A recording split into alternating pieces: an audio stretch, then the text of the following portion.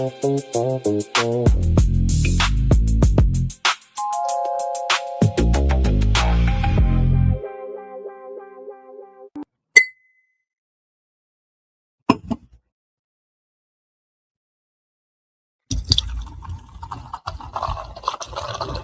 layer's a hard place to live. Real hard. Ain't no soft landing nowhere in here. Smiling at you like it already know your name, already in the room when you walk in. That's the slings and arrows, you don't hear them fly, you just feel that sting and wonder where it came from. Whole layer wrapped in dark mystery. Old magic in the walls. Wizards whispering deals they don't keep. Dragons watching from the shadows, counting bodies like loose change. Succubus love looks sweet at first, then you wake up lighter than you went to sleep. Heart tax, soul pawn. It's war out here. Quiet war. Betrayal wears silk and smile real nice. Same cats break bread with you. Be the one selling your name 2 streets over. This whole thing a stone cold trip, baby. No fair fights, no refunds. So whatever shield you walk around with, it better be battle tested. Not shiny. Not shiny. Not fresh out the armory, I'm talking chipped paint. Bent edges. Blood you couldn't wash off even if you tried. Cause the layer don't care how fly you look in your armor. They care what's still holding when the smoke drifts off. If you still here tomorrow, still breathing, still standing on your square, then yeah, you's a bad mother. Shut your mouth.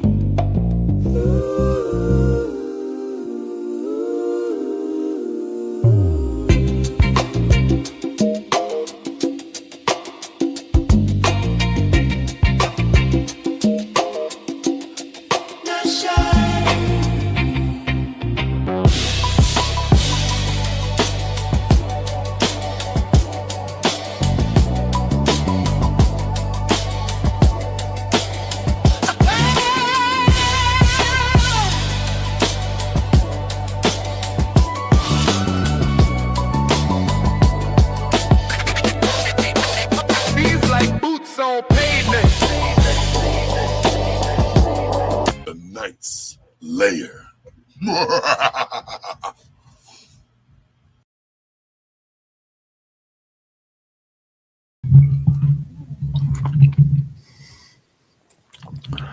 Adjustments, baby. Adjustments. Hey, Almond Eyes. Hello, everyone. Got another one like the other one, y'all. Let me see. Wrong one. This one. Drop that one. As we get into the groove. Get into the groove. You like to move your love to me. What's this? What's rain?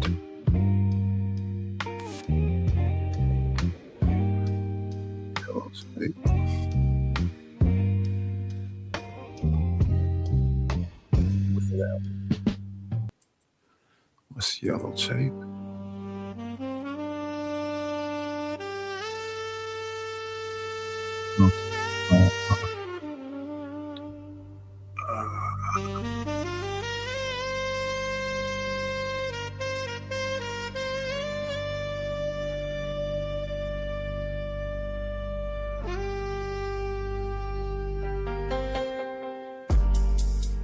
Another 90s hood murder scene.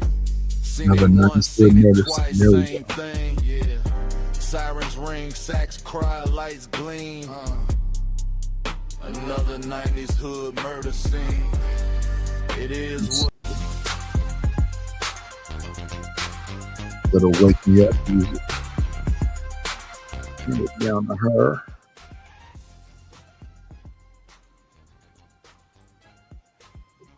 Trying to be innovative with that. Eaterman Williams. What it do, Eaterman? We're gonna get right into it. I want to look at what JT the Bigger Figure got to say about Messy Marv right quick. Wait a minute, is this even recent? I just saw it. I didn't. Okay, a day ago. All right, let's hit the like button. Okay. Make sure we pull it up because we ain't been doing that lately. Let's see what JT, the bigger figure out of San Francisco, got to say about Messy Marv, another figure out of San Francisco. What y'all don't know is me and Mess got history. What y'all don't know is that I left Mess with my studio in 1998. And I ain't gonna go into the whole story, but you know, it's a dude named Mac Minister, right? From Fillmore, he was popular. Matter of fact, let's turn it up a bit. Speed it up, I mean. Gotta remember to do that. Let's go up to 30. And they was plotting to steal the studio. Mess didn't tell me. I gave the keys to Mess and left him with the studio. I'm teaching him how to make beats. I come back one day, everything gone. I was supposed to kill Mess and Queen and Mac Minister and Mike B and Scat. It was a 5-man combo, right? But instead of me killing Mess, Quinn, Mike B, because it was murder. But it wasn't just me, it's the niggas that love me. The whole Fillmore was finna go to war over that studio. Guess what I did? I learned from the minister. Don't kill no black man over none material. If I didn't listen to Minister Farrakhan, I would have bodies right now and I'd probably be dead or in prison. Because ego make you get revenge. If a nigga steal your shit, it ain't about, oh, I'm sorry, my nigga, we gonna be friends and work it out and all that shit. Hell no. Oh man, what the fuck? Let me see. Yeah, it ain't about none of that shit. It's about make a decision because the pain you feeling right now today, that same pain. Uh-oh, there they go. Memphis PD. Uh-oh. Let's see what happened. Memphis PD, they back at it. It's going down. Oh, there they go. Did I tell you? Them niggas be working, boy. Oh, shit. Yeah, the pain temporary, man. Like, you know, I ain't telling you don't kill nobody if that's what you feel you want to do because that's not my job. But what I am saying is that I didn't let that shit. Real Memphis. I see you, baby. I see you. South Memphis. When you see them gold teeth, boy, you know that's a real Memphis nigga right there. But yeah, though, man, so that shit Mess did, he responsible. Nigga, if I let you stay at my house and you let some niggas steal something out of my house, nigga, you responsible. So when I see him in a fucked up ass position, I don't celebrate. I just be like, you know, shit, he asked for it, nigga. And that's the truth. That's the truth. Did you pay attention? Yeah, if you do something to somebody, nigga, and something start happening to you, how do the person supposed to feel that you did something to? Oh, I feel so bad for him. Let's pray for him. Let's go. Well, go get him. Just because I say fuck him, nigga, that don't mean you got to say fuck him. I'm like, fuck that nigga, man. Shit, nigga. He ain't no different than anybody else family member who on drugs, nigga. You ain't trying to save them. And you ain't trying to save him. If that's your favorite rapper, man, keep loving them. I'm not competing with no nigga, bro. Somebody said, well, you can't sell out a tour. Mess can. I don't give a fuck about a tour. Oh, he got this many Spotify listeners. I don't give a fuck about a Spotify listener. I care more about traffic subscribers and I get all the money. I'm the illest. When it comes to this, man, JT is the smart. JT, look, I play stupid and I play broke. And I'm not into flashy shit. Y'all ain't never saw me buy a bust down chain. Y'all ain't never saw me spending money on jewelry and all that. You never saw that, ever. Now, I bought some jewelry in the past, but not like the way it is now. Like, you know, you buy the bust down, you got to buy your chain with your name and all. That's not more important to me than having money. You dig? Yeah, I don't want the fame. I just want the money. I just want to be able to pay bills comfortably, help out people I care about. And matter of fact, make sure I'm stable, but be able to help people I care about. Because I know it'll be a lot of people hurting and not everybody looking out for them. Yeah. That's what I want. I want to have the success to be able to be a blessing to other people. You know what I'm saying? Like, I like to have the money. I got a wife and 5 children. I'm 52.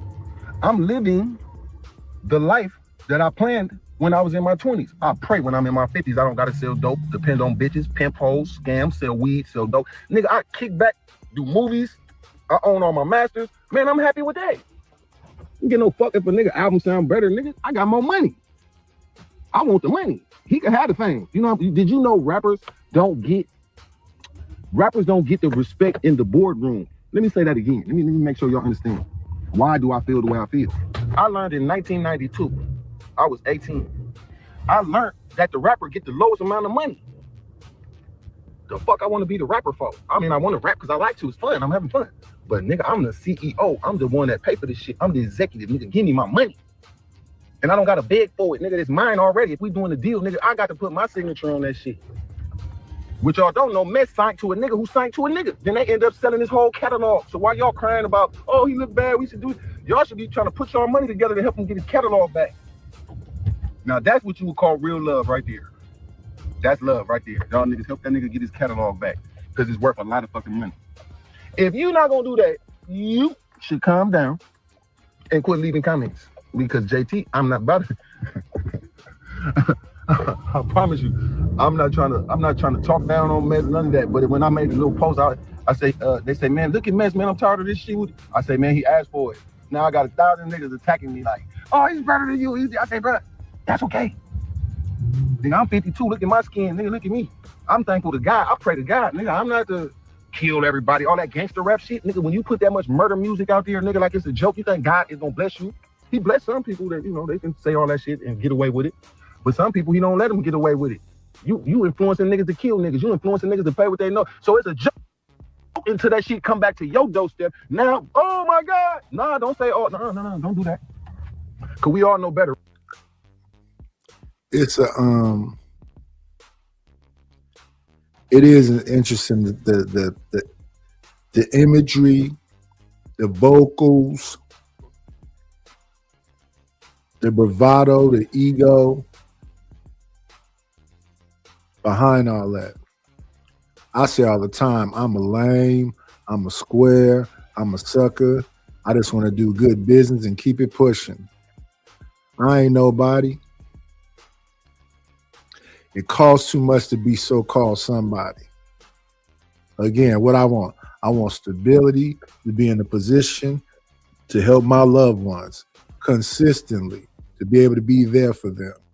And all that is having stability and confidence in whatever work it is you're doing. I don't like going into a job. Now, people be like, just lie, just get in there and get fired on a weekend. Now, I want to get in there and know what I'm doing and do it effectively so I'm recommended to other people. But I don't wish no negativity on nobody because all that stuff come back to you. Right from wrong, man. And even though people know all kind of people that have done all kind of dirt and they still been doing the whole time, shout out to them. I don't like the energy. I don't want the energy. We all know from right from wrong. All of us. Oh my God. You think you could play with God? It's niggas right now that's doing shit that they not tripping on. As me being 52, I seen the cycles of niggas who came and went, niggas who was here and they dead, niggas who was here and they in jail. I watched our niggas play with people's life through music, telling your kids it's okay to do this and do that. And then watch their kids get smoked and watch them get smoked. That's why I always try to say positive shit, positive energy. Oh, you a soft now, Mess hard, you soft. Soft is okay with me. Oh, you square now, Fig. Square will cut your ass. Yeah, square, nigga, 4 corners will cut your fucking neck off. Oh, you ain't with the shit no more, man. I never been with the shit. I'm with defense, nigga. I know how to do defense. Defense win the champion. If you can't score, nigga, put me in the ground, nigga, who won? And if you die before me, who won? If you go to jail before me, who won? If your stupid ass don't want to listen, Messing them niggas didn't listen to me. 90% of the Field Mo rappers didn't listen, and niggas was joining forces against me. So how you think why I feel how I feel? Nigga, I run Field Mo now. Fuck the turf Field Mo. I run this shit worldwide. There ain't no nigga from Field Mo in prison, dead or in jail. The biggest shooter, the biggest, nobody can't tell Fig, nigga. I'm the biggest thing from my hood, nigga. In the streets and in the music.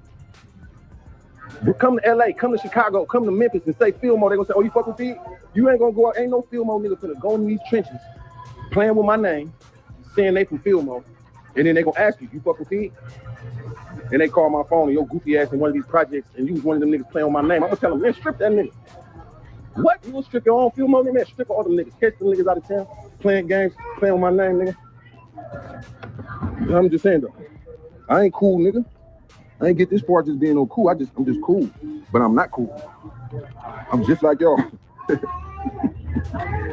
That go for you Bay Area niggas too. Play with my name, nigga, be in these cities somewhere. You in the club having fun. Now don't think I'm sending nobody, but I'm just saying, you know. What's up, my G? Back, bitch ass nigga. It's everything being said, right? Let's go back, make sure we put that link in the description. What y'all don't know is me and Mess got. Make sure we go back and put that link in the description, little 9-minute little thing. That's somebody else and snatched up a clip. They put it out yesterday. We don't know how old that content is because everything old is new again if you didn't hear it. A lot of people repurposing content. They just slap another name on it, and everybody that didn't see it think it's brand new. If it was good content then, it's good content now. Believe me when I tell you. If it was good content then, it's good content now. And you don't need no panel. You could do it all by yourself, all reaction. Or you could put a camera on a tripod, aim it at the garden while you planting your flowers, while you planting your vegetables. You could aim a camera down at the table while you assemble a car. Man, content. But you wanna narrow your niche down. If you're gonna be doing a gardening thing, let all your gardening thing be like this right here. Is 2 main channels. You could have a couple channels on each one of the main channels. But if you don't have a channel that's just strictly about gardening, that'd be all gardening, all garden related stuff. Y'all hear me show images over here. Y'all hear me play music over here because we rebuilding. When we niche down to talking about building a community, showing you different aspects of the things that I do, and find other like-minded people that's into it too. That's got to be niche down directly to them people too. Yeah, man, you got to make it work for yourself, man. You want direct to consumer, you want memberships, you want people to join your campaign, and you got to be able to offer them something that they appreciate and want to do over and over again. If you do it right, it can work out for you. A lot of people is living off of just straight up memberships to their Patreons and whatever else. You got a Patreon, you got 1,000 subscribers to it. They paying $20 a month. You got $20,000. Take your time, know what you're doing, so you can give them good information that's beneficial where they can benefit too. You want to always be giving people information that they can utilize and they can make some money their damn self. I done told people about if you're making the AI music, go get the distro kit. I think it's $40, and the distro kit distribute it out. You got to have a paid account on Suno so you can publish it and get your copyrights and whatever else, and then your distro kit, and then see what it do. Some people have type beat channels. The channel ain't nothing but shorts with snippets of all they beats. The channel don't do nothing but show you short after short after short after short after short. Some of them even niche it down more than that. They'll have like EBK beats. They'll have Larry June beats. They'll have old school 2 short beats. It's just all old school 2 short beats. 2 short type beats. EBK type beats. Larry June type beats. Currency type beats. It's a way to make this work. And some people can just go directly to your channel and they can hit the like button. They can get you, and especially if you monetize, they can hit a thanks. They can be a membership so they can have exclusive so they can hear it first. You got to niche down to specific things. Find it is what you do well and focus on that. Just do it over and over and over and over and over again.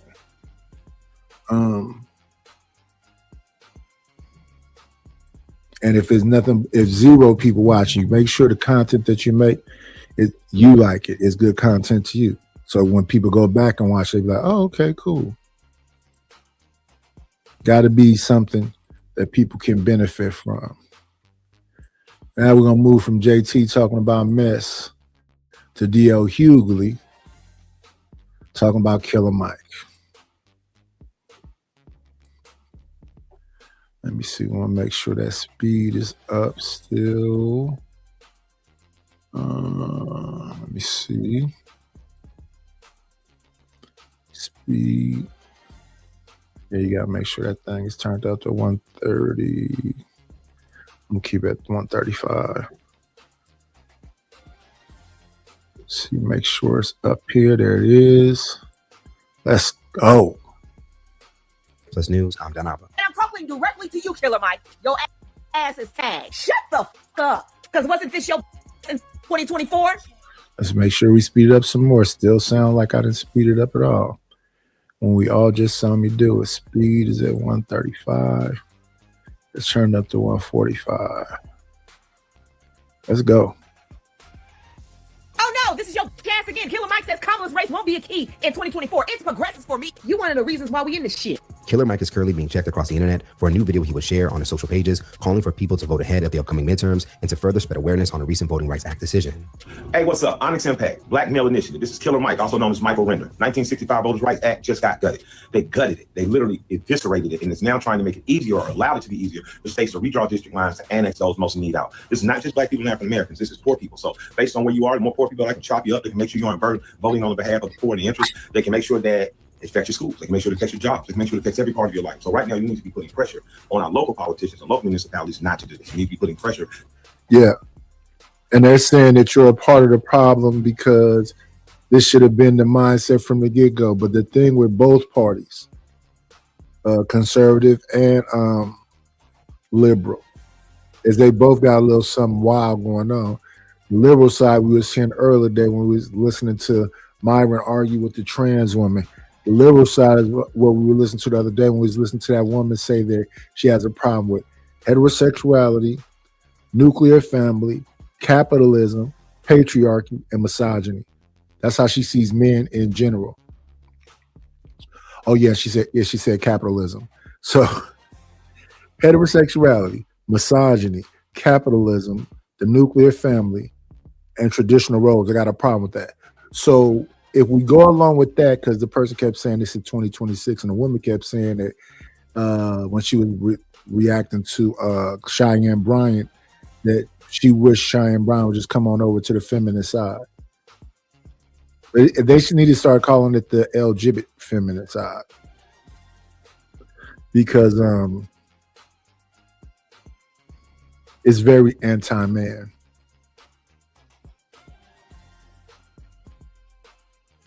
But they're saying that he helped influence people to vote for Trump, and Trump is the one that's repealing everything so they can get back to some old school, making America great again. To make sure that those like you and like your neighbors still have the ability to exercise the full constitutional rights of voting, and it being effectively not eviscerating us being taken back to Jim Crow. So we're going to start the largest voter initiative possible this fall. We're going to get people out to the polls. We're going to beat up those midterms, and going forward, we're going to do more than just march and protest. We're going to go to the polls. We're going to change the people who are in office. We're going to get those laws back changed in favor of the people. This is Michael Render. Stay tuned. We're going to do something plot, plan, strategize, organize, and mobilize big next. Now, for anyone that has paid attention to some of Mike's past remarks, it could appear that he was one of the few Black celebrities that would indirectly help Donald Trump secure another run in the White House. Many are calling out one of Mike's main stances of openly challenging Democratic nominee Kamala Harris by saying being Black doesn't guarantee the vote, and the time he would meet up with Trump loyalist Governor Brian Kemp of Georgia in 2024. So for some to see Mike now change his tone a bit after the Voting Rights Act would no longer be upheld as Trump sits in the White House, they believe Mike is partly to blame. D.L. Hughley and several people on social media would let the rapper know that it's too late now to switch things up. Under Mike's post of the now infamous video on Threads, Hughley would go on to directly reply with, "Wow, the vibe shift," and would continue his thoughts by sharing another comment that read, "I see all these Black people who are apoplectic about the Voter Rights Act, but you helped it happen. Miss me with that BS. Google don't forget, neither do I. Get the F out of here." Now, even though that message, unlike the previous one, was not directly addressed to Mike, many were going to assume that's who Hughley was calling out. As mentioned, several users would make sure that Mike was fully aware of being a part of the problem, despite now trying to appear that he's a part of the solution. And I'm talking directly to you, Killer Mike. Your ass is tagged. So Killer Mike decided to post this shit on Threads. Americans, we've got work to do beyond the polls this year, no matter what. Plan, plot, strategize, organize, mobilize. Shut the f. Because wasn't this your bitch ass in 2024? Oh no, this is your bitch ass again. Killer Mike says Kamala's race won't be a key in 2024. It's progressives for me. You one of the reasons why we in this shit. You with your fucking misogyny war could not see a black woman who has been the most qualified person to run for the office be president. You could see that shit. You want to play. So we have a bonnet on, we have the septum ring, and misogynoir, and it's like a book, man. You misogynist, you're heterosexual, you believe in traditional roles, you believe in capitalism. These are all the things they're against. So I'm just saying, do people recognize the rhetoric when it comes, whether it's subtly or whatever? I was talking earlier today because somebody, LA Project, made a statement about men in general in the space. So I responded with a statement about women in general in the space. And she wanted to tell me, if I came at you like that, it doesn't matter that you came at me like that. That's not the point. You made a general statement, and then I made a general statement. You said you weren't talking to me. I know I wasn't talking to you, but you got triggered. And that's that nice, nasty shit I be talking about. That's the exact nice, nasty. I'd rather you call me a nigga, zesty, sassy, and all the other shit that you want to call most men in general, then smile in my face and then say something about me changing up. No, I choose to be positive with people in general, including LA Project. But if that's all it takes is for you to think I'm talking to you, because I would say LA Project. I wouldn't go around the mulberry bush and talk indirectly. I talk directly to motherfuckers when I'm talking to them. I say your exact name. I've been doing that on here the whole 4 years I've been here. I don't talk indirectly. If I'm talking about Tommy Sotomayor, I say Tommy Sotomayor. If I'm talking about Minister Jap, I say Minister Jap. If I'm talking about Fatty, if I'm talking about Jay Prince, whoever it is, I say whatever I'm saying about them directly. I don't talk, even back in when I was around these folks, and they would be like, they think that I'm talking about them. No, I would say your name. Because there's nothing to say your name. It's easy to say your name. But the way this woman is talking right here, it's a bunch of women in this space that talk just like this. Black men are dangerous. They agree with damn Freaky Dineva. Even though Freaky Dineva is threatening women. Even though there's plenty of tape on these social media streets of people from that community getting ready to fight like they finna fight a man.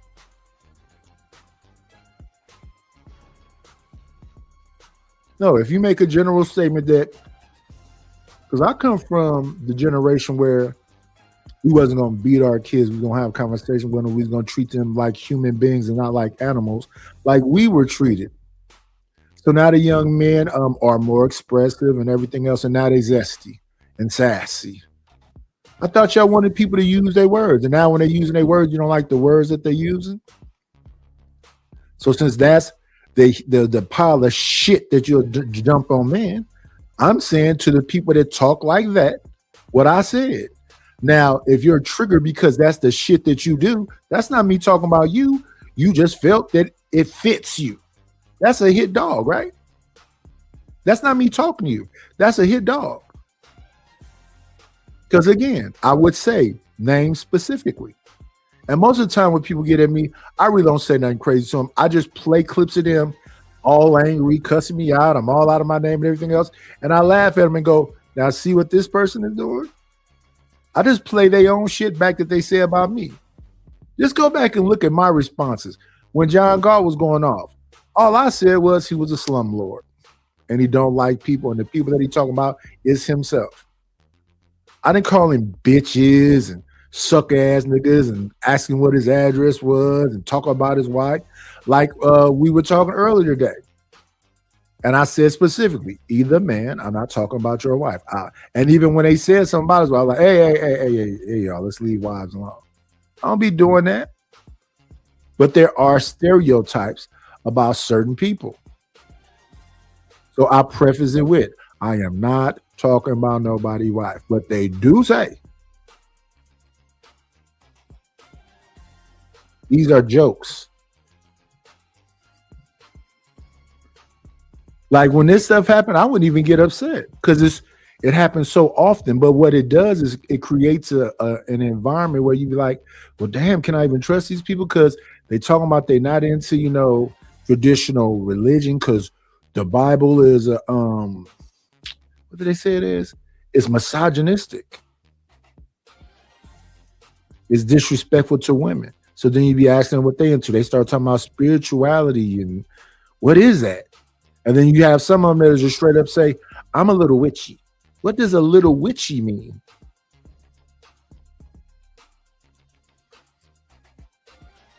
On her race instead of playing on her policy. You dumbass. You it up for us. It's black men like you that need to sit the in the background and shut the up. Stop speaking. You are not a leader. Close your mouth and sit in the back row. Welcome to the party, Killer Mike. Ain't you the same Negro that says just because you black, that don't guarantee your vote? Kind of late for this bullshit. I'm telling you, those days are over. So many entertainers and famous people and athletes, actors, rappers, whatever. People sick of y'all. So Michael Santiago Rinder. And that's the thing. It's so many of us, liberal or conservative. But I really haven't heard the liberals tell anybody to shut up. But a lot of liberal people keep telling her the women just got through saying, niggas shut up. Celebrities shut up and play basketball. Y'all don't believe in the First Amendment? Let's move past this. So we started off with my good friend JT the Bigger Figure talking about Messy Marvin, all that stuff right there. He felt violated by the man, so he don't have no dog in the fight. That's one black person talking to another black person in a group of black people. Here goes some more black people. When we're telling everybody to shut up and you stay over here and you stay over there, and then we want to delineate and all this other stuff, that just narrows us down smaller and smaller and smaller and smaller and put us in a niche thing. And then so we separate on religion, we separate on politics, we separate on gender, we separate on age.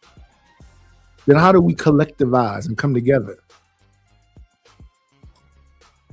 Let's move past this one too. D.L. Huey and black folks going off on Killer Mike. He ain't black no more.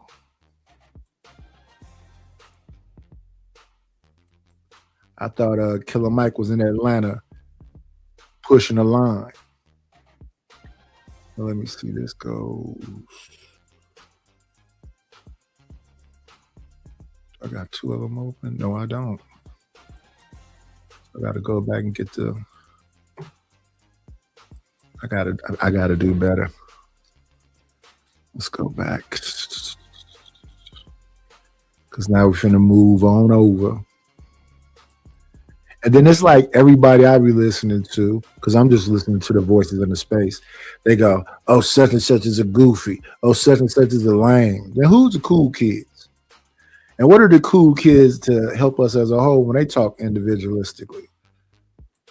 I think the individualism is one of the peer problems, the peak problems, the biggest problems that we got going on. We want to niche ourselves down to all these different separate groups.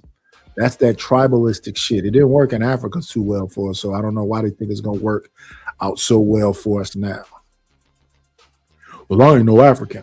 Well, whatever you were here, wherever you were, anywhere in the diaspora, it's still very tribalistic. Dominicans and Haitians, it's still wherever you go. But it's what men do. Okay. Y'all know my response to that. Shout out to the shout outs. Okay, JT. There you go. Good. I didn't have to look too long for it. Let's make sure we put that link in the description before we move forward. Copy.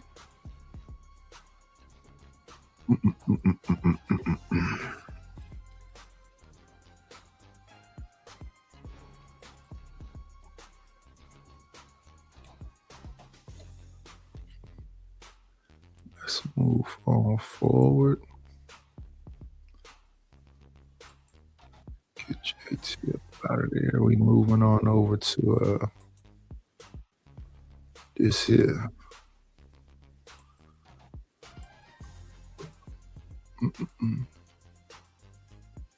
Jackie Treehorn.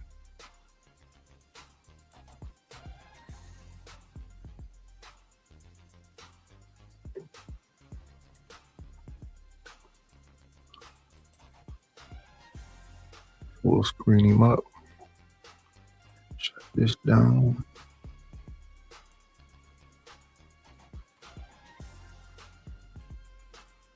You turn this up to see what this sound like. So in this particular interview, she's saying that she and Will had broke up, and she's explaining the August Alsina incident from what I understand. And so she's explaining her desire to come public and, come into the public and talk about it. And I think prior to this, because I think this is only a 30 second clip. She says everybody told her not to do it. She decided to do it. Will volunteered to jump on and talk about it. And then she accused him of backing out. Let's hear the rest. I'm gonna do it. Y'all, I learned how to love myself and not leave Will on the side of the road. And I had to learn how to love Will and not leave myself on the side of the road. So I'm like, well, I'm gonna have to speak my truth. All of this speaking my truth shit. I completely agree with you, Elston. I hate that shit too. Because there's nothing. Speaking my truth mean there's some separate truth other than the truth. See, that's that individualism, separate my true stuff. Like what's the other one they go? And did and will. That's a individual thing. I said and did and will because I heard the women saying, they said, I can see him moving his neck now, which is calling me gay, which is calling me zesty, but they just saying it in a nice way. You know what I'm saying? They clocking T's and did and willing. If you say y'all took that from the women, who is it y'all? I'm just me. I just listen to all this. When I was younger, I made it a point to not talk so-called slang or whatever the more current terms was. In my real life, I would not be talking like this. But on here, this is what we got. We got tether. We got pause. We got zesty and sassy. We got misandry. We got narcissist. We got gaslight. All these unlicensed people with all these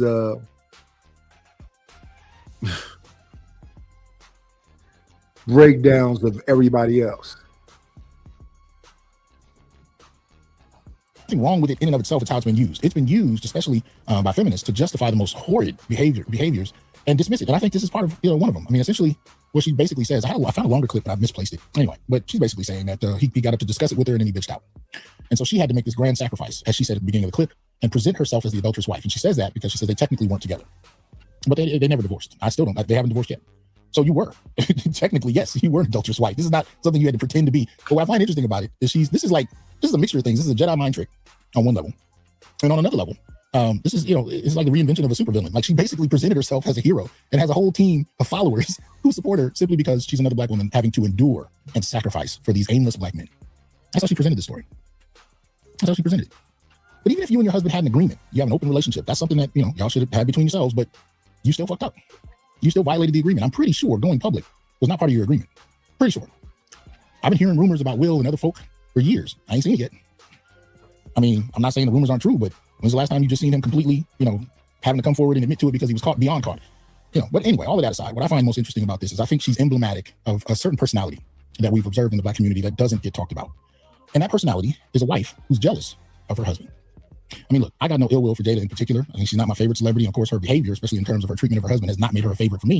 And that's not because she's a celebrity. It's because I prefer, particularly black wives who honor their husbands. I don't think she's honored him in a very long time. I mean, even back to the days where she was still talking about Pac, to me, over her husband. You know what I mean? I thought the disrespect there was so blatant that I lost respect for her then. So this, to me, is not about her skill as an artist or an actress. I mean, she's cool. But truthfully, without Will, I think she would have just been another black actress from the 90s that just kind of her career just fizzled. And that's it.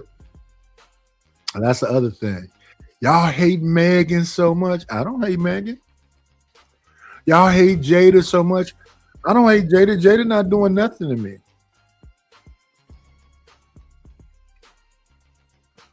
I don't know if this is just some Hollywood entertainment, keep my name in the present game that her and her husband is playing. I don't know what's going on, to be honest with you. It just don't look good. But hate this woman? No. Hate Megan? No. Is she a freak? She a freak. There's freaky people. There's people out here banging each other. I'm not angry with y'all women that's out here being freaky. Do y'all thing. But leave it up to y'all. Y'all say this crazy stuff about dudes. I think that's a bigger issue because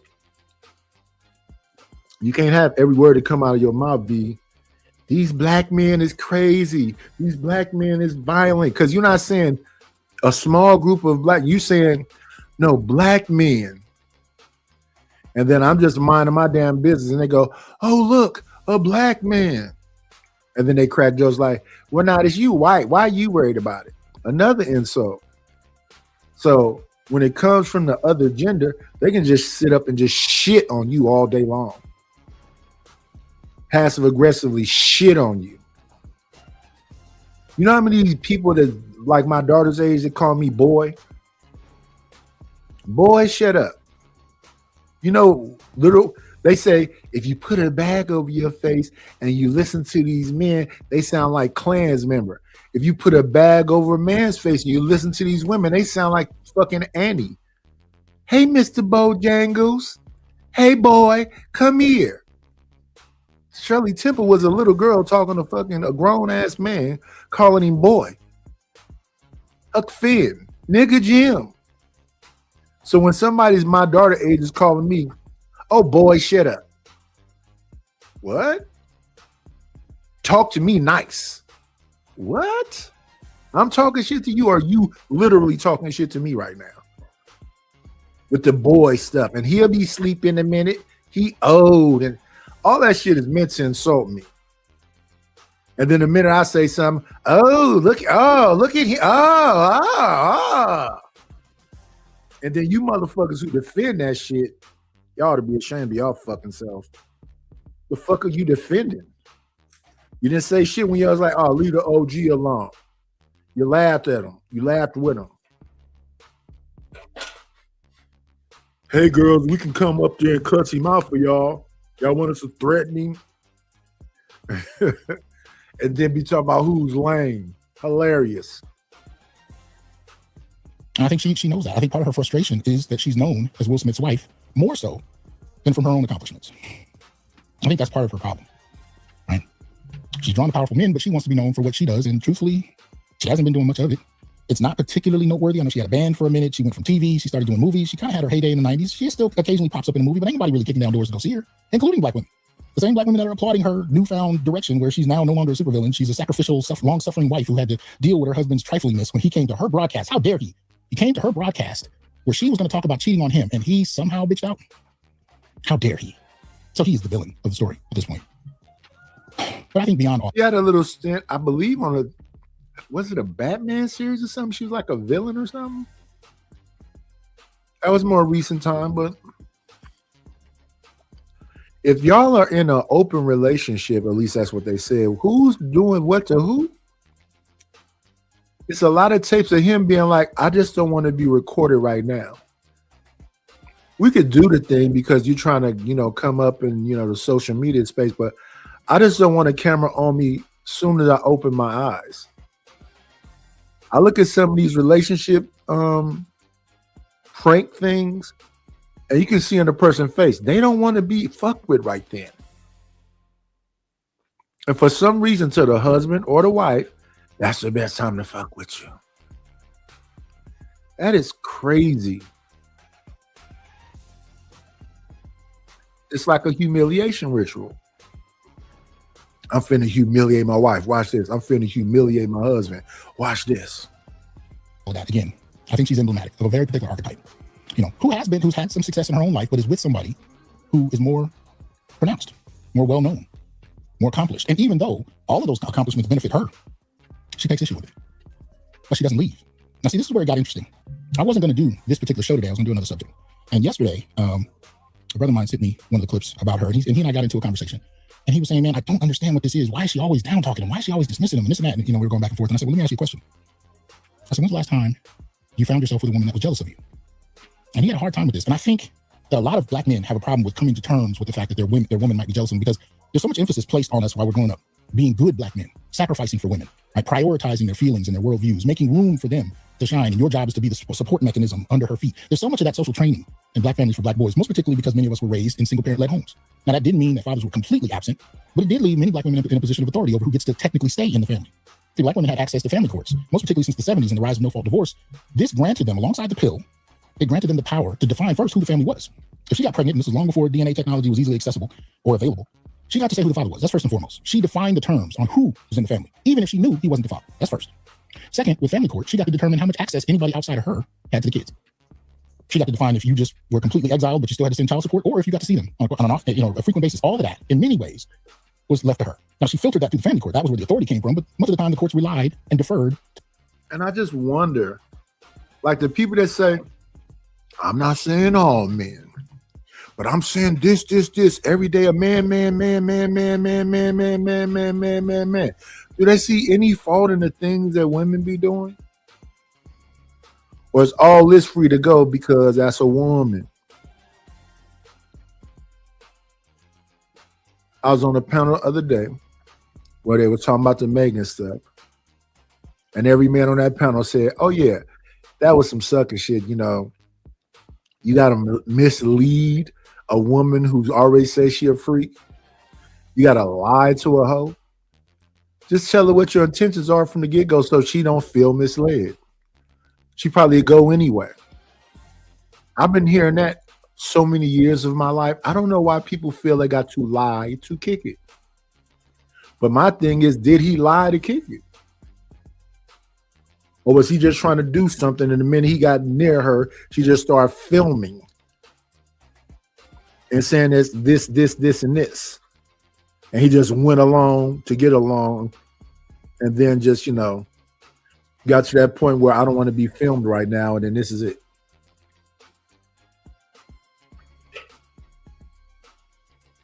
So if the mother said you violated your kids, or if she said that you were a horrible father, the court kind of went with whatever she said went down. So this is what I mean when I say women had control of the family. It's not because they always had it. I'm not going to go with this fantastical bullshit, this magical black woman that just determines everything because she's brilliant and magical. No, she had powers that men didn't have because of policy, right? But having that power and the capacity to define family and who was in it on a regular basis, this had a huge influence on how children were socialized. That meant they were socialized around her philosophies and worldviews, right? So when she taught that the black woman was God, even if she didn't use that language, but she taught you to worship and prioritize black women first, it's the same idea. Whether you had the terminology or not, if that's how you were socialized from your earliest years, mind you, as a child, for example, living off of breast milk, your whole existence depends on her mood, her will, her state of mind, especially when she's made it a point to be the only one there. So this is not just some arbitrary person that told you something in the hallway about what to believe about men and women. This is the woman that gave birth to you, that may have pushed anybody else with authority that could question her out of her reality, and then told you how to look at women. This is how we're raised. And I think Will, in his marriage with Jada, reflects a little bit of this as well, right? Jada goes off the ham and does some dumb shit. Will goes along with it. A lot of this has to do with how we've been socialized. So, when I look at this notion of a mother being jealous, what I'm fundamentally talking about, a woman being jealous of her man, many women are taught that they are, especially in the last 50 years, they're supposed to be the superstar. They're supposed to be the face out there. They're supposed to be the women that can have it all. They're supposed to be the baller. You're supposed to be the supporting audience to her success. With Black Girl Magic and the whole deal, she is supposed to be the CEO of her. What up, LA? Her own company. You're supposed to be somewhere in the back sweeping the floor while at the same time holding down a job that pays for her reality so that even when the appearance of the business is far from the reality of the business, she can still look good while you keep the ground under her feet. And too many black men have reported to living this existence. Shout out to John Smith. Appreciate that support. Right? But you have some women that have very little talent who happen to be. My thing is, if we just be fair with each other, why are you doing that? Why are you being John Henry for somebody you could never satisfy? What up, Ruthless? Why are you being John Henry for someone you could never satisfy? You're not gonna satisfy. I was listening back at Leslie Jones talking about the first sign. She took somebody to the Ritz or something, and he couldn't fuck worth the shit. Then the next time, again, okay, cool. Then we listen to Yamanika Sanders say something very. It's like you can't satisfy. So why are you working out your hardest, getting your muscles the biggest and strongest to try to sit here and just hump and hump and hump and hump and hump and hump and hump and hump? And she probably done got off 2 or 3 times, but she telling you, oh, and pat you on the back. You tried. I call it John Henry because John Henry went up against a steam engine to bust through a mountain. Now he got through the mountain, but he passed away on the other side. It's you versus the rose. It's you versus a piece of silicone. You want to take on. When I see women pat dudes on the back and say, "You just got to be confident." Confident about what? Confident about what?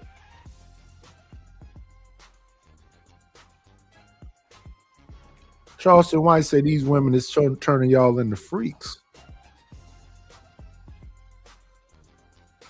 And then telling everybody, oh, he want 3 fingers. Oh, he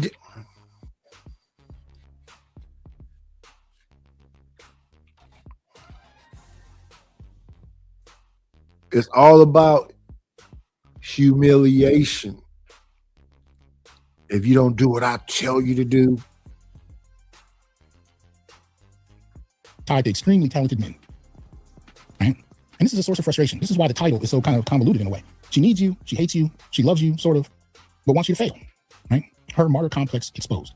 This is what Jada is doing in this moment. She's presenting herself as a martyr who had to sacrifice and endure this incredible pain from her trifling husband, her multi-million-dollar trifling husband, who I fundamentally believe is jealous of his success because she knows that at this point in her life, she's Will's wife. To a lot of people who never watched A Different World, who didn't see some of her movies back in the 90s, or her occasional popping up in a movie here or there, who never saw her band perform. She's Will's wife, and I think that fundamentally frustrates her. So she constantly digs at him, tears down his public image whenever she gets a chance. Right? Foregrounds a man who's well known but has been dead since the mid-90s over the man that she's standing with, who's one of the most world-renowned actors in the world. Look, let me tell you something. Regardless of what you think about Will, I say this, in conversation with certain people. Look, when you can pull Tom Hanks level shit as an actor, this is what I mean by that. If you can hold down a movie for 2 hours and be the only person on the screen the entire time, and not only do people love it, but the movie does well, you're at a whole nother level. Now, Will, as a rapper, I think I liked 2 songs back in the day, but I was rather indifferent. He was okay. When he was on Fresh Prince, funnier than I thought he would be. It was cool. Didn't go crazy over it. When he transitioned into film, his early exploits was like, okay, but I watched the man grow.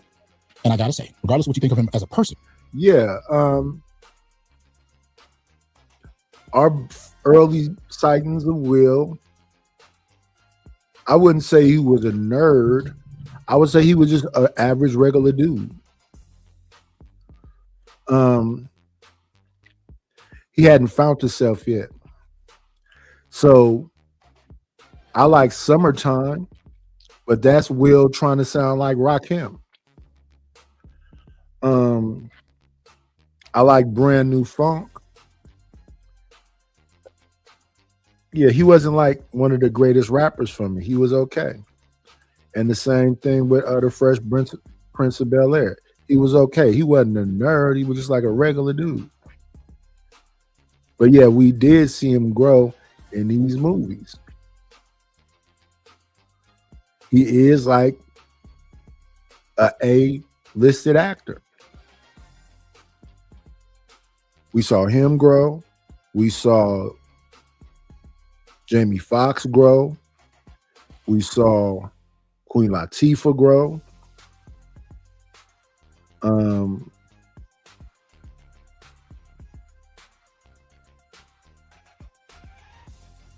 Jamie has done some A-lister acting stuff. Chadwick Boseman has. But think about what he just said. For you to be the only face on screen and carry a movie for 2 years and keep people, stuck to the screen. There have been movies where they try to centralize characters, and they're great actresses. I would say that Helen Mirren, Sigourney Weaver, Meryl Streep, Jodie Foster,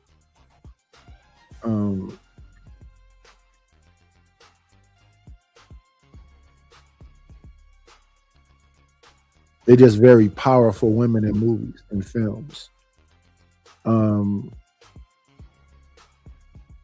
I like Ashley Judd.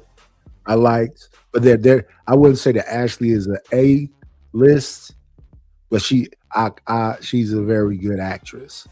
I would even say J Lo has done very well in films. I liked Enough. Um, Everybody can't do it though. I like Selma Hayek in films. I like Scarlett Johansson. I don't know what happened with Jada, but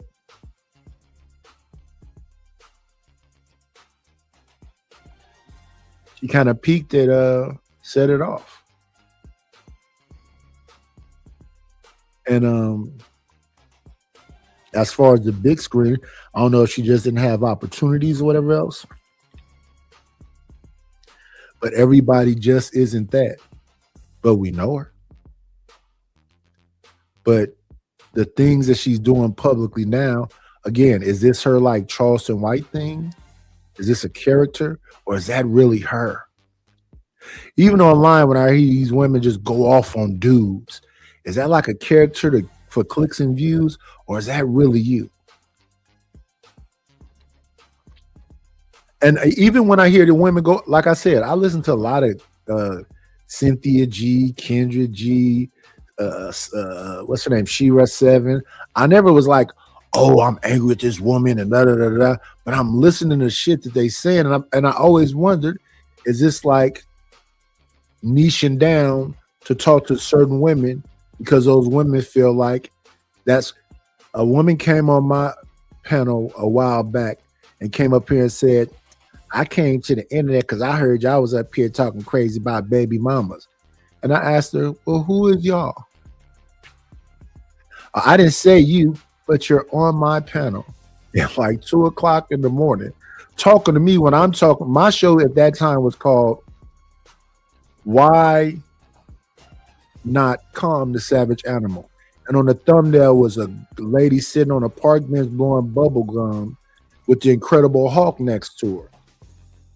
Now, the symbolism was supposed to mean that that woman kept Bill Bixby, David Banner, so angry he couldn't be David Banner. He just had to be the Incredible Hulk. But the Hulk wasn't doing nothing to her. He just was sitting on the other side of the bench. Why? Because this big, strong beast can't do nothing. So then she flipped over to, and I don't like when you men always call yourselves animals. I said, David Banner is a white man. What? That's a black woman blowing bubble gum, and the Incredible Hulk's on the side of her. The Incredible Hulk is not black. The Incredible Hulk is David Banner. That's a white man. She just came up here angry, and then she said, "Bomb Cherry sent me." So then I did a show the next day about the stuff she said, and I said, she said I kicked off a panel. I know I don't kick women off panels, so let me go find who that was. Then we went back and found the show. It was a show about Diddy and Cassie. The dudes was up there saying that Cassie is on bullshit, and the women was up there angry. So then D-Town, Bomb, and a couple of the squad was over there, and it was Sway and Granville and everybody else, and they was going back and forth. And Granville said, let me drop this chick. Granville was second in command back then. And then she said, yeah, that was you that said you had dropped me. I said, lady, I didn't drop anything. I listen, a little bit to kind of understand, but once it get goofy, I don't get upset like that. I don't care about this stuff. I'm like you saying today, it's the 4B movement, and you can't even pay these women to fuck you when it's hoes everywhere. I mean, I heard, and that was like almost 2 years ago when that was said. Is the 4B movement still in place? I don't know.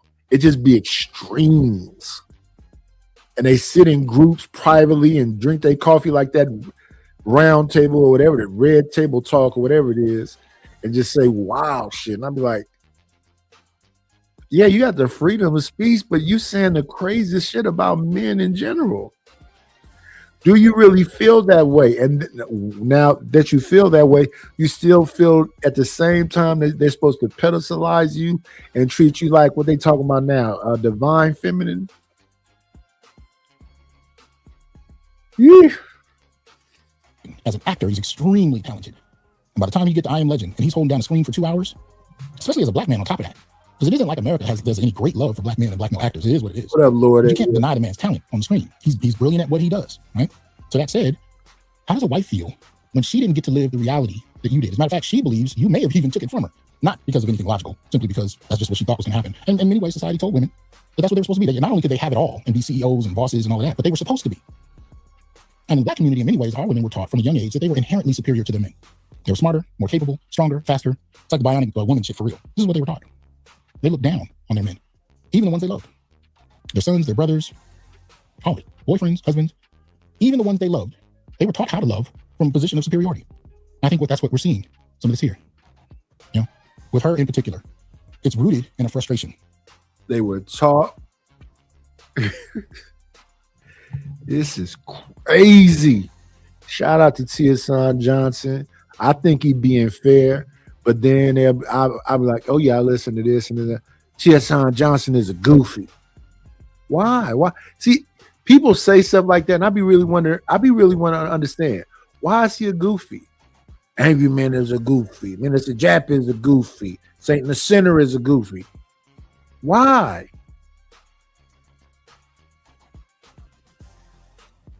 I really be want to know why. Why are y'all saying they're goofy? Because I just think they just regular dudes and they had a perspective on things, and then it's a equal woman somewhere that sounds very similar. What they call black woman empowerment and the sisterhood and all them, they be in groups, a bunch of them. These men, but these men, and then it be men up there with them. That they frame up something and say, don't you agree? And these men ain't shit, right, brother? Yeah. These niggas ain't shit. Yeah, right. Mm-hmm. Let's move forward. They always go, nice. It's so much more to unpack right there. No, you get the gist of this. These are people everywhere with a common story, just like these women be everywhere and have a common story. The other day was about women being cheated on, as if men don't be cheated on, as if men don't come home to some bras is so foul. They having sex with the baby daddy that don't take care of the kids that he been taking care of for years, and they sleeping with that dude in this dude's house, in his bed. He at work all day, paying the bills, and she at home sleeping with the dude that's a deadbeat. That's why she got multiple kids with him. He know how to blow her back out, but that's about it. And he ain't paying no. He done let the kids down over and over again and did all of this shit. And then coming to your house where you paying the bills and sleeping with her in your bed. But Nidus, you make that's a lie. They'll sit the women will sit in the chat and be like, Nidus up there lying. Okay.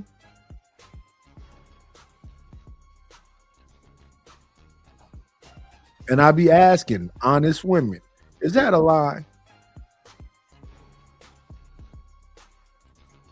Then women don't exist. That don't be happening.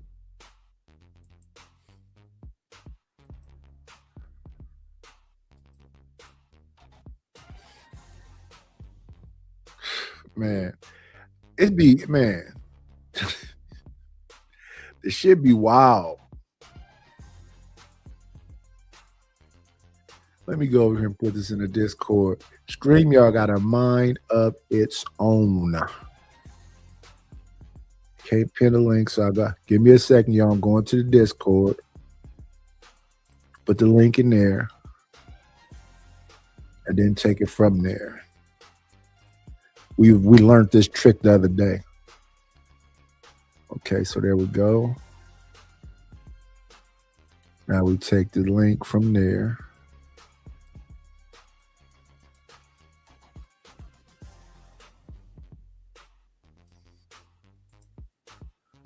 Copy it. Let's see, so we can pin it. Give me 1 second, y'all, while I get this together. We're not going to be here for a long time. We're just going to be here for a strong time. Let's see if we can pin this link. Oh, yeah, it ain't working. Well, somebody in the Discord, come over here and see if y'all can pin it. Well, let's see. It should be in the, what's the name? What am I looking for right now? Oh, yeah, I want to grab this right quick. Right? I like the way this look right here. Let me snatch this up. Let me snatch this up. Let me see right quick. Snatch this up right quick. Let's grab this. Use this as a beautiful background. There we go.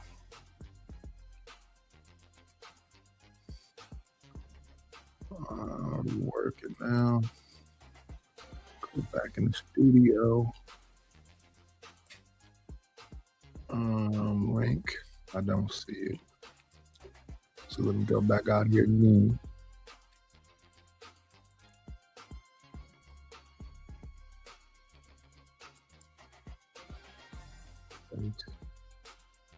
Interesting. Let me go grab it again. Everything I'll be messing with be doing this here though. So I go to link in the Discord. Let's grab it again.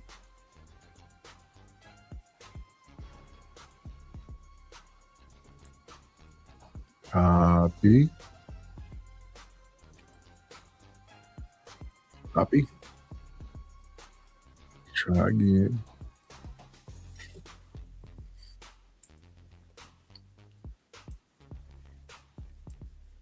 Okay. But it won't. Say, go to channel, put user in timeout, hide user. It's not what we want to do though. Why is it not showing up? I put it in there twice, but I don't see it on this side. Very interesting. Yeah, anyway, we're going to move forward. It won't drop the link. Let's see.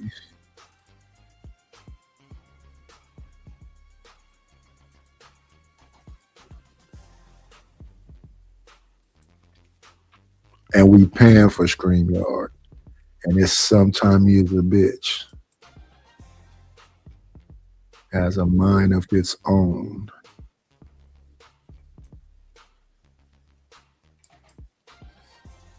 Matter of fact, let me go to the vertical side. See if it'll link over there.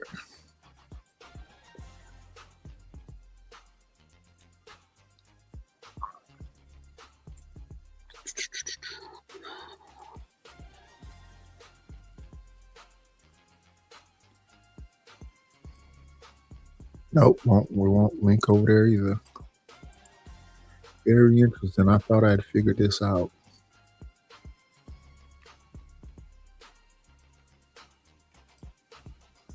Let me see. Let me see the link here.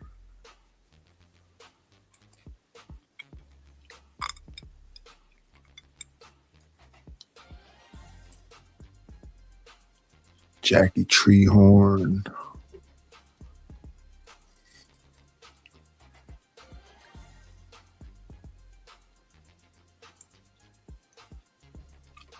He said it wasn't meant to be. That's 5 times I'm gonna put it in. Pin, it doesn't say pin, it says go to channel, put user in timeout, hide user on this channel. Interesting. But we're not gonna stay there. We'll move forward. If it ain't meant to be, it ain't meant to be. Let's see, share the video. And we go on to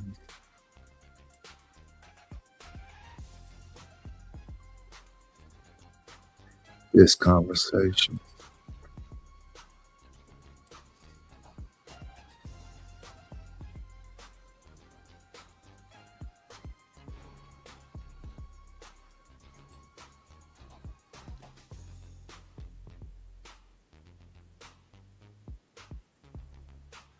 And I just sped that thing all the way up and it still sound regular.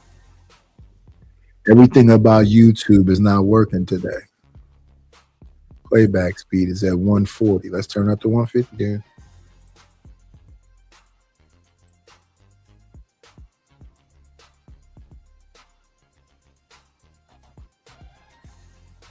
Let's turn it up to more. Let's turn it up to 160. It's supposed to sound like chipmunks. It sound regular.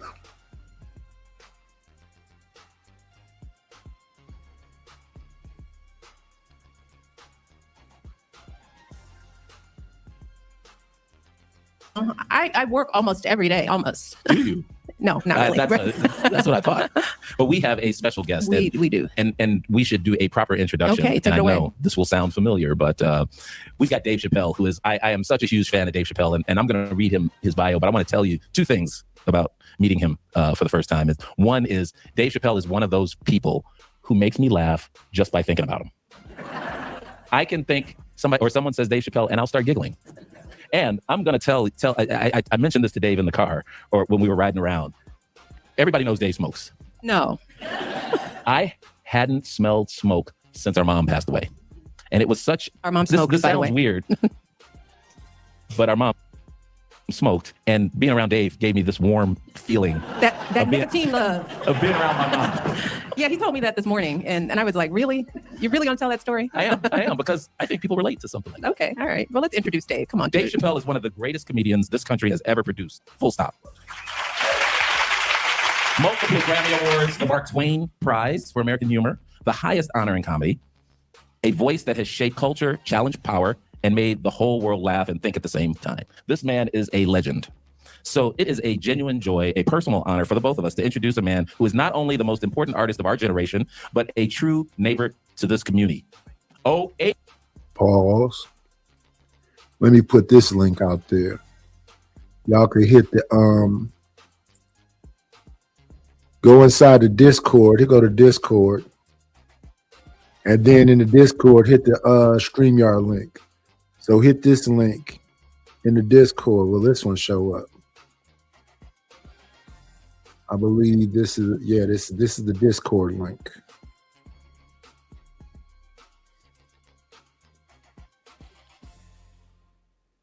Yeah, hit the Discord link if you can see it. Let me see if I can see it inside here. Oh, I don't see it inside here either. So StreamYard just ain't gonna show us nothing. Let me put it out there one more again.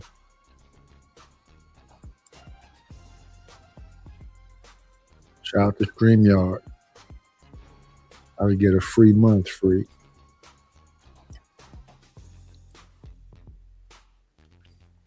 And then all the people who have access to the link are not here. Let's go to it though. Yeah, y'all thought I didn't know about that, didn't you? Welcome, Dave Chappelle. Oh, Dave Chappelle, wow. Thank you. Dave, thank you for inviting us here to Yellow Springs, your home. The tour, as Craig was saying, we got in our cars. There were about 8 of them, and we drove around and we, saw all the wonderful sights. Had the opportunity to stop by your mom's house, Dr. Sion. Thank you. Just a beautiful, beautiful. Why was it important for you to have us here? Let me speed it up some more because I still feel like it's moving super slow. Even though I got it turned up so high. Go up to 170. Well, being yourself, being Michelle Obama, I'm sure it's not lost on you that this community feels seen by the world if it's seen by you. And unbeknownst to you, maybe this community have an enormous amount of support. Ohio elected your husband twice. And here locally, the message of hope and change resonated profoundly. And I was telling you earlier, and I think you guys would agree, when Obama was running for president, it felt as if he lived in Ohio because the presence of his ground team was so strong. And this radio station is our community's like lifeblood to us. It's our connective tissue. And we got close to losing them to Dayton, Ohio. And we were able to work things out and get this building built. And this is the first time I think this room has ever been used in any actual recording capacity. And man, I can't think of a better way to inaugurate any room, but with you and your brother here amongst us and our friends and family. And it means the world to us. It means the world to me, but all of us, I could say without a doubt, are elated that you're here. That there was driving around, I told you I got this familiar sense. I mean, one of the greatest privileges of my life was not just serving as First Lady of this country, but getting to campaign throughout this country. And what I saw on the campaign trail is very reminiscent of what I felt here driving around your community. And it is just a decency and an openness and a willingness to connect with people. And as Luke said, to accept people for who they are. And I always want to translate that to people across the country, because in a time when we don't feel like we see each other, I just want to remind people that communities like this one is really the truth of what I saw in America. It was the America I was representing. And I felt that, I mean, it was oozing in every stop that we made. And I think it's important for our listeners to understand that America has not. And that's the thing. I be thinking that it's a lot of code language when people are talking. When they say things like accepting people for who they are.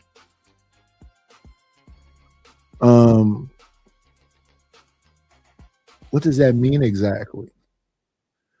It's usually talking about the alphabet community. You can think whatever you want to think about yourself, and I'm not here to cause any harm to you, but you're still, if I'm looking at a dude, I think I'm looking at a dude, but I don't want to call you Miss or she or whatever. I'm just going to be like, hey, what's up? How you doing? This acceptance thing that be said though. Who's it this? Now don't get me wrong. There are people that got an issue with that community. I can see them people being a problem. But I don't think you're gonna change their mind. What's going on, Rogue C? There's certain people that are never gonna accept it. I can see that I can see that EJ is saying that EJ is a woman, and he has to chastise his dad even and say there is no son.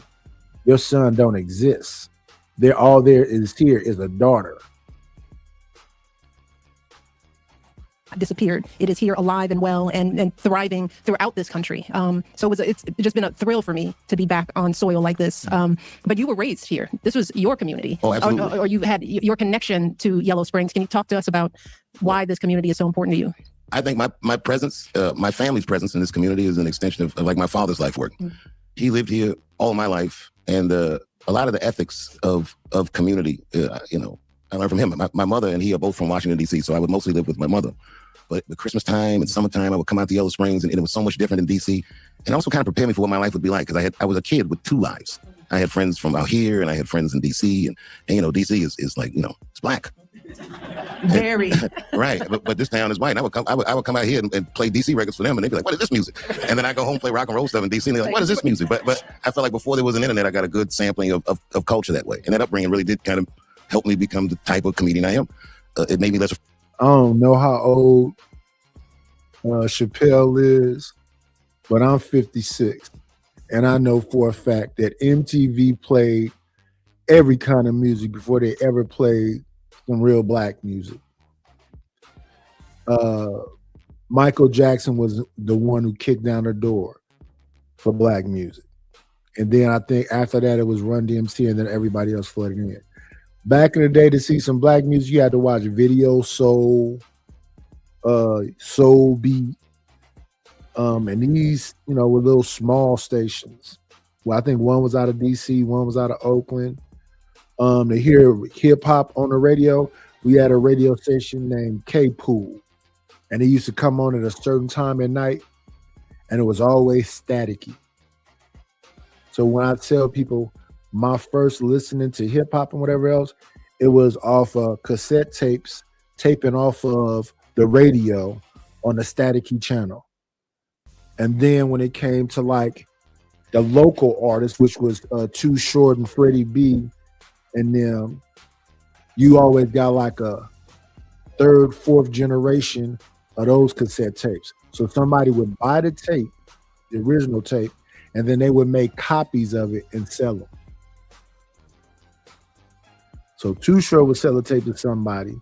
Somebody would get that tape, then make copies, put a tape on one side of the record, in the radio, and a tape on the other side of the radio. So that's why when I used to talk about Too Short tapes, I used to always talk about them hissing, because they were second, third, fourth generation. So all that original Too Short stuff had that. But yeah, I remember being younger and looking at VH1 and MTV, and what was it? Adam Ant, Oingo Boingo, Kaja Goo Goo, the Go-Go's, the Rolling Stones. They had Blue Oyster Cult, Ozzy Osbourne, Willie Nelson, ZZ Tops, Meatloaf. So we heard all of that music because that was the music for me. Oh, yeah, I was doing something the other day in StreamYard Rogue C, and I deleted a bunch of people's wrenches. I accidentally, when I was trying to get TMKC wrench back, and when I put her name in, it didn't pop up. So when I was I had to delete it and bring it back. I swiped. I don't know if you had a wrench. Just let me know.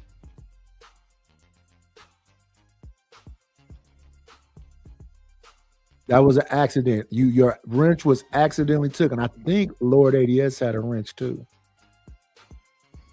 No matter of fact, Rufus too. Yeah, I accidentally took people's wrenches the other day, messing around trying to get TMKC wrench back. Rufus, I know Rufus had a wrench. Yeah, I accidentally swiped a bunch of people. I have to remember who exactly it was, because I hit probably about 5 people. Let me see, we got Edom Man. Oh yeah, I know that LA got a wrench. Yeah, I swiped a bunch of people. Apologize, y'all. So Lord ADS, you got yours back. Rufus, you got yours back. Rogue got hers back. Afraid of people. And this is going to sound weird here, but maybe not afraid of white people. So in comedy, in like say the 80s, really the 90s, comedy circuits were segregated. And people don't know that. The black comedians played one set of rooms and white comedians played one set of rooms. And Washington, which was a majority black city, didn't have any black clubs until a few years into my career. Not to say that it was always like that, but for just like full-time comedy rooms, I started out in what they would call white rooms. I can remember one of the owners saying when I started out that he didn't like more than one black comic on the show because he said it would offend his audience. It's like, dude, it's Washington, right? But I always played anywhere that anyone would listen. And I didn't realize that I was a little older when I would see some comedians hit like an invisible wall. Like they would never play Sunset Boulevard, or they'd never go play Greenwich Village, or certain comedy staples that they just considered white rooms. They felt safer on Crenshaw or on this place or that place. They thought they wouldn't be understood. And I thought that the challenge of art was no matter where you go, you should try to be understood. And that, I don't know. When we first saw Chappelle, they considered Chappelle to be a white comic because he started out in white rooms. Being in Half Bake, being with Jim Brewer, being with Norm Macdonald. Yeah, they used to consider Chappelle like a black man that played white rooms. We didn't really see him get like to his soul period until he did Killing Me Softly. Before he did Killing Me Softly, the person who I thought was like him was called Reginald Hudlin. It was Reginald Hudlin, and it was another dude. That is what Chappelle looked like he morphed into. What's going on, King Rooster? King Rooster, I took your wrench a year or something ago.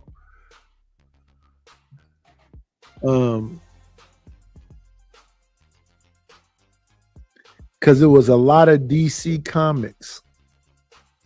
It was a lot of DC comics.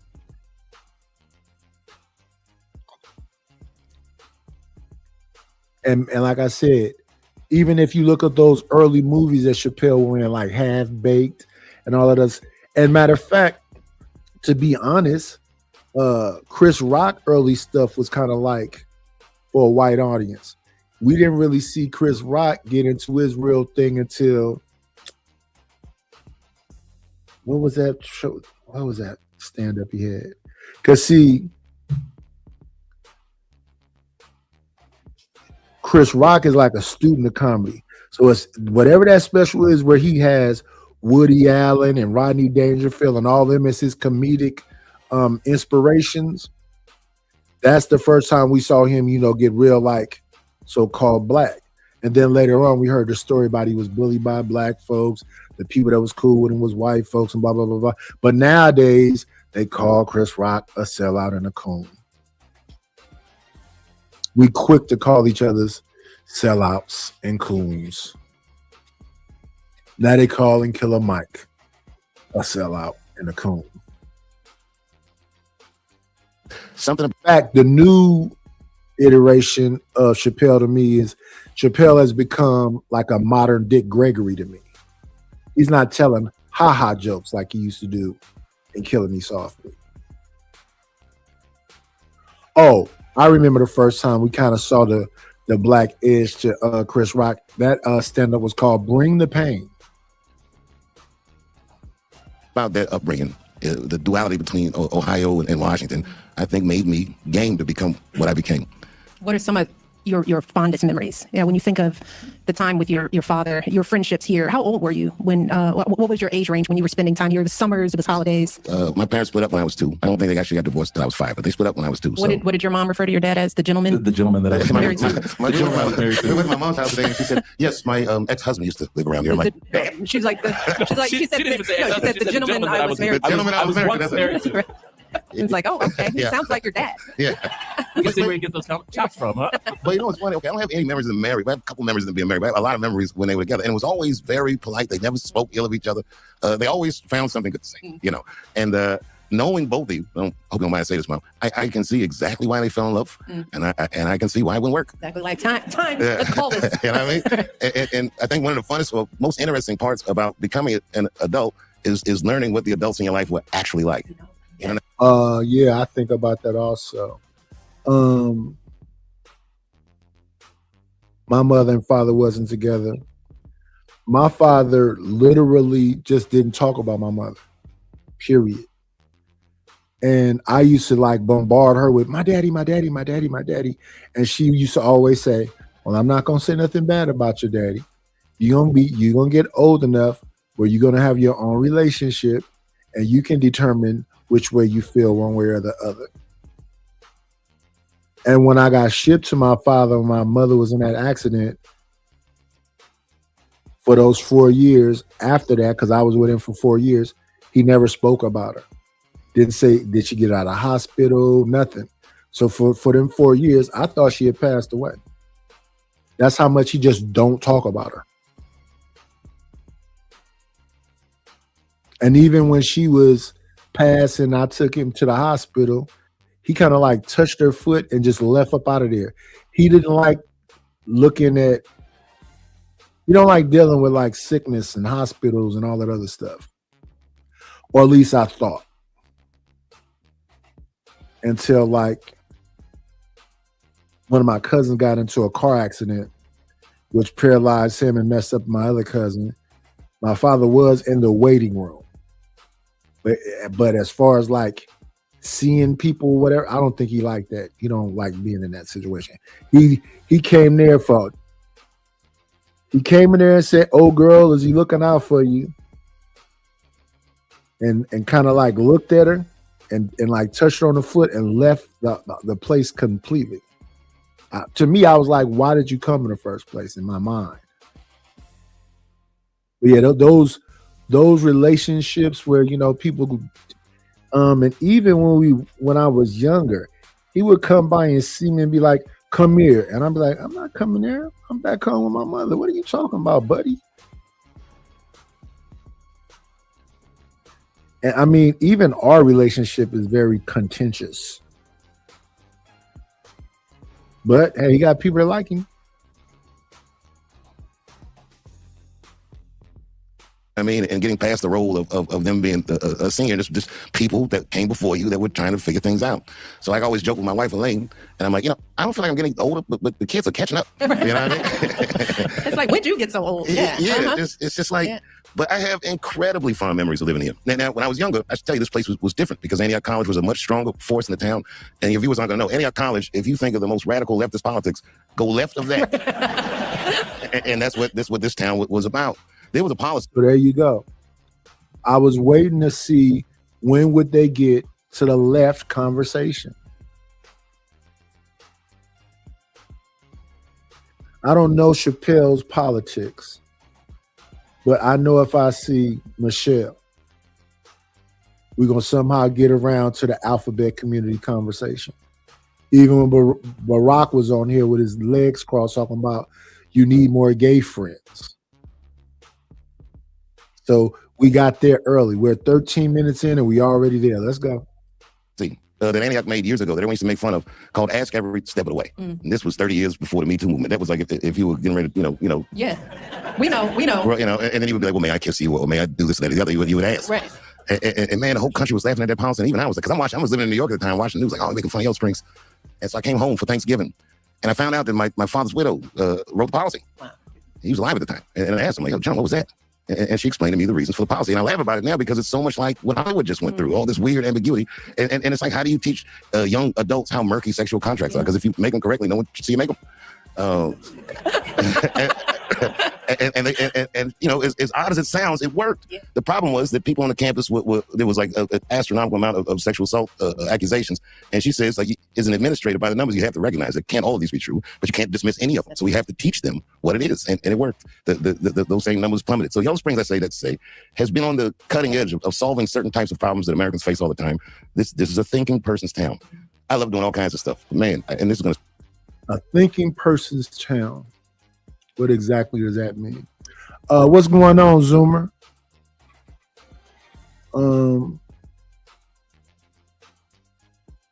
A thinking person's town. I don't know.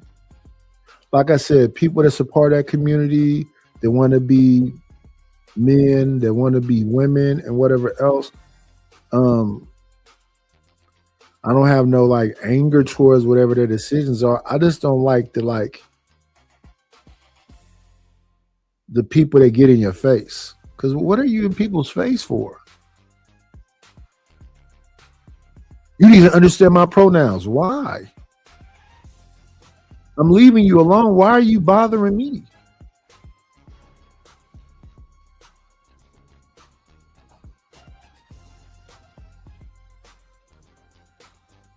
Sound crazy?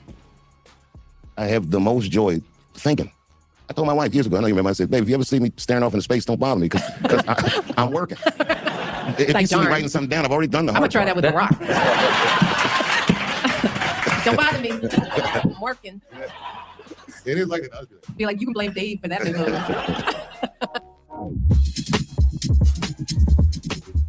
Let's move past that part. The commercials and everything. Thank you for that. And but what I think our listeners and viewers want to know, what's a typical day for Dave Chappelle in Yellow Springs when you're not thinking? Well, I was gonna say, I get up at 4 a.m. and stare off in space. They're not. Well, okay, this question is actually at the core of why I like it here, because the days are predictable and they're simple. You know, look, the rest of a public person's life, it's like circus fodder. Not nearly what I've experienced with you today, because I can't even imagine having that many people have to be involved in every move you make. But public life is not an easy life. But for me here, like, everyone's as famous as I am here. We all kind of know each other. We all see each other every day. So, you know, I know a lot of names. I know a lot of faces. I have people here that I love. I have people here that I love not liking. If something bad would have happened to him, I'd miss. Not like man, I would love to fight with this person or ice cold shoulder this person. But it's that kind of culture. And you know, like, I'm not that old, 50 years old, but there's a whole generation of kids that I watch go from like nothing to adults to like strong, really wise adults. it's irreplaceable. It really does remind you of the value of people. And I think most people don't, I'm lucky because I get to be celebrated for what I do. But I think most people forget how much they influence the people around them.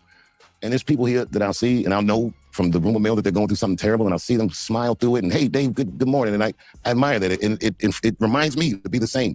And then when I go out in the world, I can be more courageous because I know I have a place where if I completely wiped and came back here, they'd just be like, they'd all smile, good morning, Dave, even though they knew I wiped. That's a beautiful thing to have a place where you can feel at home and they accept you no matter what, and they're always there for you. Hope is not just because you're a multi-millionaire.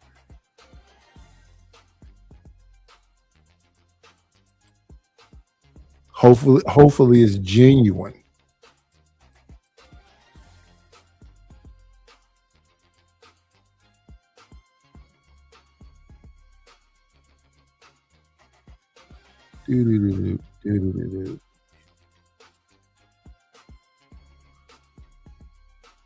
Boom, boom, boom. I just be sometime looking at my family member stuff that they be looking at. It'd be lightweight wild.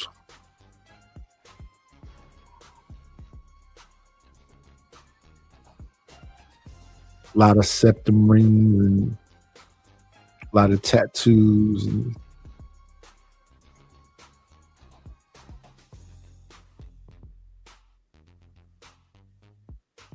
eesh.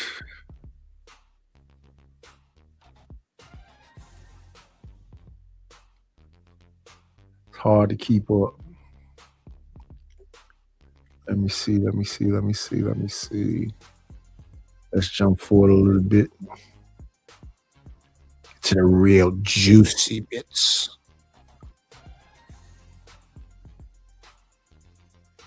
Like that. And when I saw that, more than any type of style, I'm like, man, I want to be like that. And that notion made me work, I think, more patiently than I would have. But that was the moment I knew that fame was one of the things I wanted. But whatever the hell that thing Richard had, that moment. So then what does it feel like when it doesn't work? Now it does. Now, man, okay, that's a good question. You mean like if I do a show and it doesn't go well? That, and when the love doesn't come and the opposite comes. Oh, okay. Well, okay. Yeah. Okay. It could be both and. Yeah, maybe it's more like, in my experience, it was both. Because I was doing jokes that some people thought were controversial and some people didn't. But that experience from my perspective is much different than what it must have been like watching it. Because, listen, people would think it's me versus the gay community. I never looked at it like that. I always thought it was corporate interest and culture negotiating itself. So most of those people who were critical of what I was doing didn't seem like they were of it. They had their faces pressed against the glass, commenting on what we were doing in there, but they weren't in there doing it. And I think I spoke to you about this earlier. Every opinion you can think of is represented in a comedy club. Every type of person you can imagine does stand-up comedy, transgender stand-up comics, black, white, Asian, every kind of perspective. And we all champion whatever opinion we champion. We would never think to silence one another. We might duke it out on stage in the sense of like, if someone says something racist and I get mad, I'll be like, yo, put me up next, because I'm going to say something about what he said. But silencing that person wouldn't be anything. And then after the show, we all be upstairs drinking. And we might still talk about it or argue about it. But that's our life. And we're artists, and that's what we do. And we have this outlet.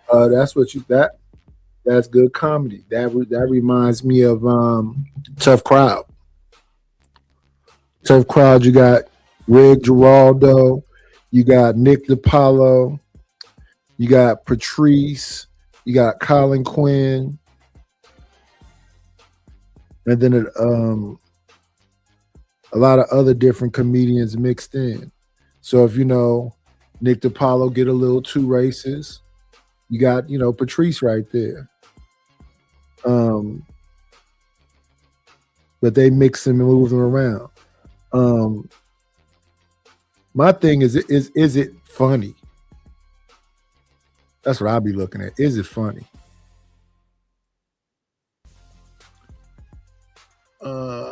Let's see. And then just understanding, I don't have no problem with having understanding of, people, but I understand from afar. Because all this stuff has always been around. Once again, I just don't like it imposed on me. I'm not going to be at no pride parade with with a rainbow on my face, but I'm not gonna go disturb a pride parade either.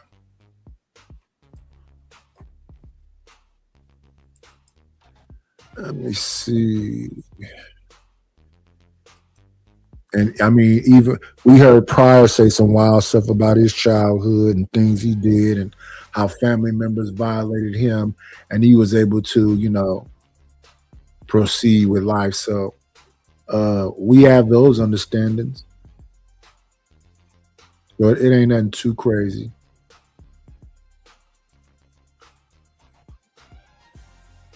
So for a media outlet to speculate on a comedy show that they weren't at or misinterpret a joke or like, you know, nothing makes a comedian madder than reading his joke wrong in the paper. You know, and reading a joke is nothing like hearing one or being one. And the intention of a comedy show is a very unique intention. We are playing with whatever the culture is made of, and we break it down and we get it right or we get it wrong. But in all art, if it's going to be good or even hopefully great, you got to have a margin of error. And what they were doing was acting like thought or speech was binary. Like there's only, everything's either this or that. But all art is in between that. It's all nuance. So when they take nuance out of words and it's like, did you hear what he said? He said, it's like, yeah, but that's not what I was saying. So we talk about, you know, the first time I realized, oh my gosh, I'm in politics was, you know, my husband's running for president. I was campaigning heavily for him, but my experiences campaigning were in communities like this. It started small and then it grew from there. And all my conversations would be like this, extemporaneous, talking to a group, introducing myself, telling a joke, trying to humanize myself and my husband, introducing us as real people, but not on script. And there's a difference in how you would see the crowd respond right here. You know, we're all in the room together. You know, maybe the words wouldn't be exact, but we would all be able to feel it. You know, and that feeling wouldn't just be a small group. It could expand into a stadium. You know, an arena. The people there could feel the intent. But then I realized, oh, it's not about the people here. It's about the people with their faces pressed against the wall, interpreting what I said without being there. Right. Or even more insidious, trying to bend what you say to make it more interesting or salacious or because they have a different, I don't know why they do all the stuff they do, but I do know in recent years, it's, you know, you'll hear a lot of comedians complain about it. And what they'll say is, we can't say anything. That's not true. Mm-hmm. You can say anything that you can get away with. Right. And that's the skill. Yeah. You know, the negotiation with the audience of what's acceptable is what makes the genre so interesting. And it could change from room to room, night for night. Like every room's a little different.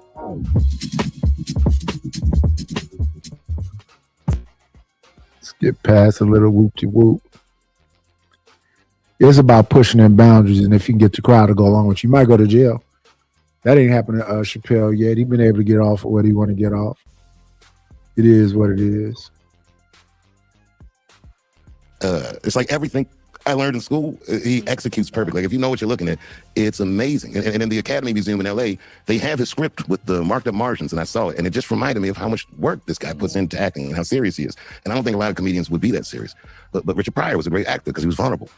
Cat Williams is a guy, every time I see him act, I'm like, man, he should do that more because he's great at it. Surprisingly great at it. And he never studied a day in his life. I don't know how he knows how to do that.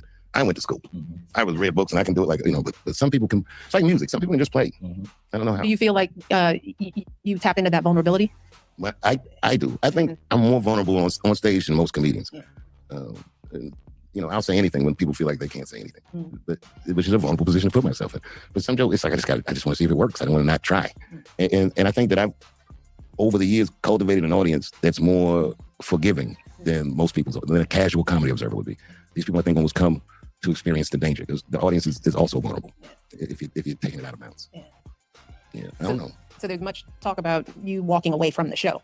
It's been discussed, but I find it, I was reading something where you said, you know, you just went out the country for a week or so. Yeah, just kind of 2 weeks. It's just like, you know, what do you think it was about that time that made people lose their minds over you making a decision that was preserving yourself? I think at that time it was the idea that the money, no one, you know, comedians weren't getting $50 million checks that I'd heard of. I think it was the money, and at that time the show was wildly popular, and it was all of a sudden it was just gone. And you know, I got to tell you the truth. When I quit, I thought, you know, maybe I'll go back, but it took some time for me to realize, like, oh, I'm never going back. Maybe like a year. And then I thought my career was over. I believed that for a few more years. So I went through the whole process of mourning the narrative that I had in my head of being a big star. And at that time, I was just back in Yellow Springs. You know, Yellow Springs is welcome back, superstar. I'm like, oh, man. But, it's like, no, how are you really doing? No! Perfect moment. Took me, don't know, we think like maybe 4 years to get over it. But man, imagine how liberating that is to believe that it's over. How liberating is it?